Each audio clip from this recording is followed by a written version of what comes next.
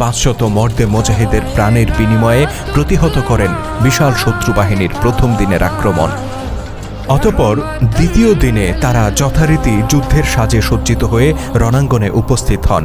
বিপরীতে দাঁড়িয়েছিল সেই 1.5 লাখ প্রতিপক্ষ যোদ্ধা। সমুদ্রের উত্তাল ঢেউয়ের মতো তারা যে কোনো সময় আশ্রে পড়বে মুসলিম বাহিনীর উপর। টান টান উত্তেজনা, শাহাদাতের তীব্র আকাঙ্ক্ষা আর যে কোনো মূল্যে প্রতিপক্ষকে প্রতিহত করার প্রতিজ্ঞা নিয়ে মুসলিম যোদ্ধারা অপেক্ষা করতে থাকেন। কাদিসিয়ার ময়দানে এই যখন পরিস্থিতি, ঠিক তখন রণাঙ্গন থেকে কয়েক মাইল দক্ষিণে একদল মুসলিম অশ্বারোহী আবির্ভূত হয়। ক্ষুদ্র বাহিনীটি ছুটে চলে যুদ্ধের ময়দান অভিমুখে। সংখ্যায় তারা ছিল মাত্র 1000। সুদূর সিরিয়া থেকে শত শত মাইল পথ পাড়ি দিয়ে তারা কাদিসিয়ার ময়দানে যোগ দিতে এসেছেন।